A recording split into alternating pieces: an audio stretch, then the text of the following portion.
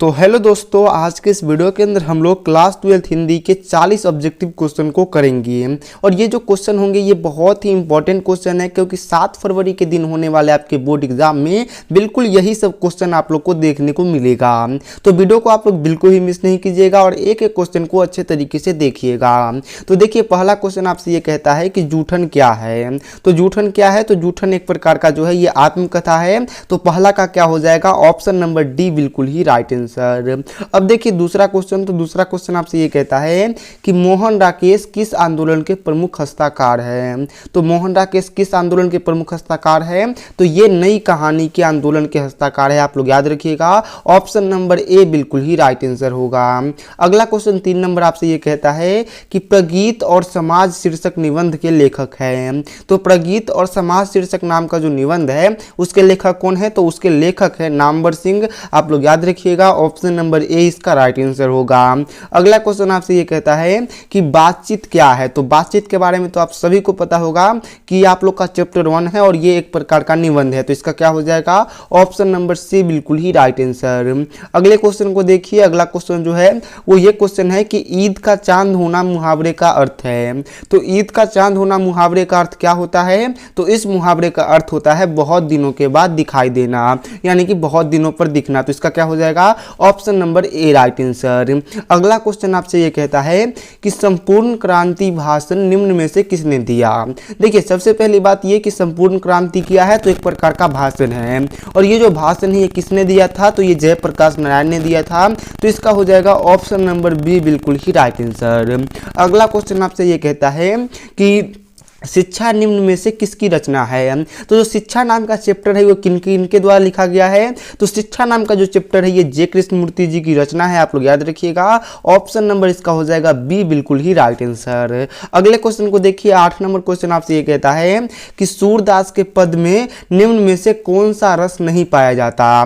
तो सूरदास के पद में निम्न में से कौन सा रस नहीं पाया जाता है? तो उनमें वीर रस नहीं पाया जाता है। आप लोग याद रखिएगा, इसका हो जाएगा option number A right answer. अगला क्वेश्चन आपसे ये कहता है कि कड़वक किसकी रचना है। तो कड़वक जो है ये किसकी रचना है?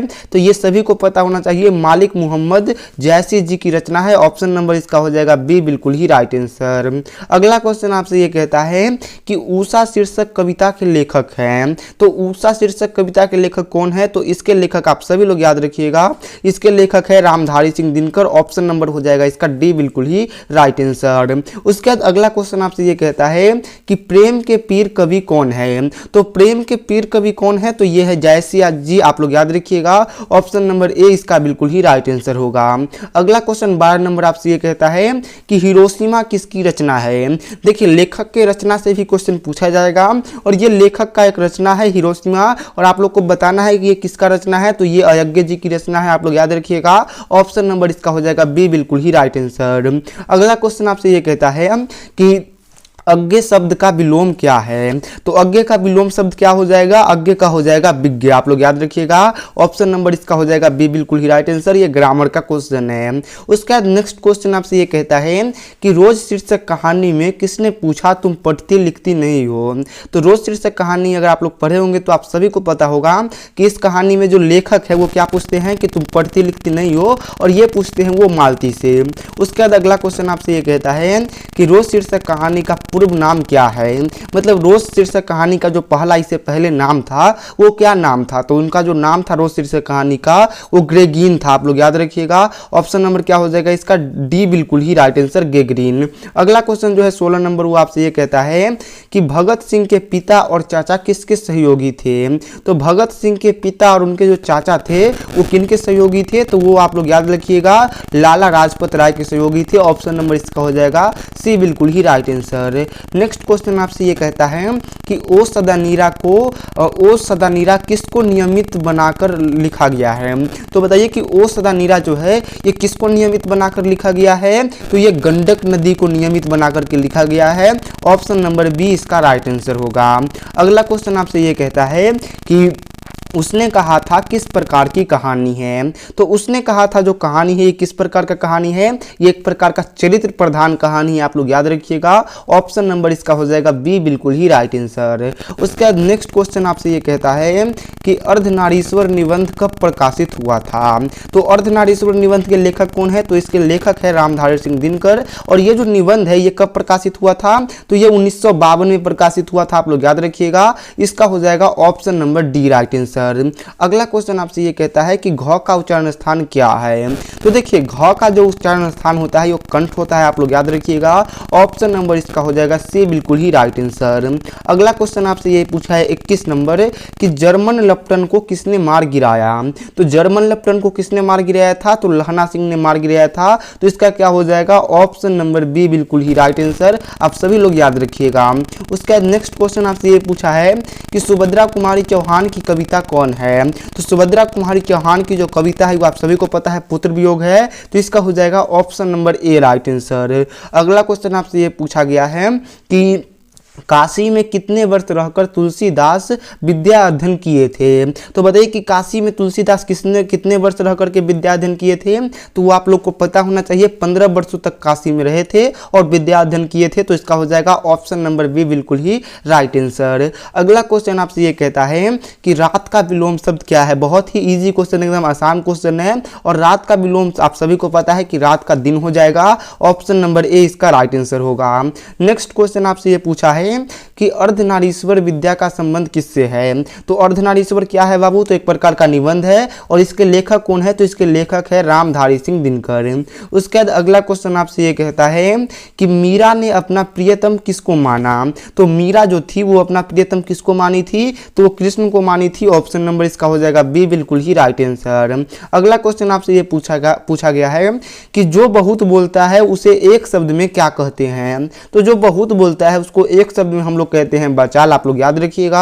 ऑप्शन नंबर ए हो जाएगा, ये ग्रामर का क्वेश्चन था। उसके बाद नेक्स्ट क्वेश्चन आपसे ये पूछा जाएगा कि सिपाही की मां निम्नलिखित में से कौन है। तो सिपाही की मां कौन है, तो बिस्नी सिपाही की मां है, आप लोग याद रखिएगा। ऑप्शन नंबर इसका हो जाएगा बी, बिल्कुल ही राइट आंसर। अगला क्वेश्चन आपसे ये पूछा है कि बालकृष्ण भट्ट की रचना बातचीत क्या है। तो बालकृष्ण भट्ट जी की जो रचना बातचीत है वो क्या है, तो बातचीत एक प्रकार का ललित निबंध है, आप लोग याद रखिएगा।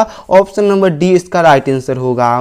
नेक्स्ट क्वेश्चन जो 30 नंबर आपसे पूछा गया है वो ये पूछा गया है कि भगत सिंह का जन्म कब हुआ था। तो भगत सिंह के जन्म के बारे में आपको बताना है।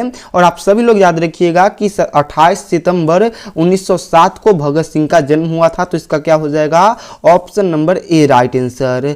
नेक्स्ट क्वेश्चन आपसे ये पूछा गया है कि रोज शीर्षक कहानी में मालती मिट्टी का बर्तन गर्म पानी से क्यों धो रही है। तो बताना है आपको यहाँ पे ये है कि रोज शीर्षक कहानी में जो मालती है ये मिट्टी के बर्तन को गर्म पानी से क्यों धो रही है। तो इसका राइट आंसर हो जाएगा दही जमाने के लिए धो रही है।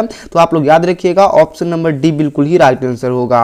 अगला क्वेश्चन आपसे ये कहता है कि जूठन शीर्षक आत्मकथा में स्कूल के हेडमास्टर का नाम क्या था। तो जूठन शीर्षक नाम का जो आप लोग का आत्मकथा है उसमें जो है स्कूल का हेडमास्टर था उसका नाम क्या था, तो उसका नाम था कलीराम, आप लोग याद रखिएगा। ऑप्शन नंबर इसका ए बिल्कुल ही राइट आंसर होगा। अगला क्वेश्चन आपसे ये कहता है कि भूषण की कविता में कौन सा रस पाया जाता है। तो भूषण जी की जो कविता होती है उसमें कौन सा रस पाया जाता है, तो उसमें वीर रस पाया जाता है, आप लोग याद रखिएगा। ऑप्शन नंबर सी इसका राइट आंसर होगा। अगला क्वेश्चन आपसे ये पूछा है कि लोकनायक के रूप में कौन प्रसिद्ध हुए। तो लोकनायक के रूप में कौन प्रसिद्ध हुए थे, जयप्रकाश नारायण जी, आप लोग याद रखिएगा। ऑप्शन नंबर सी इसका राइट आंसर होगा। नेक्स्ट क्वेश्चन आपसे ये पूछा है कि रामधारी सिंह दिनकर के पिता का नाम क्या था।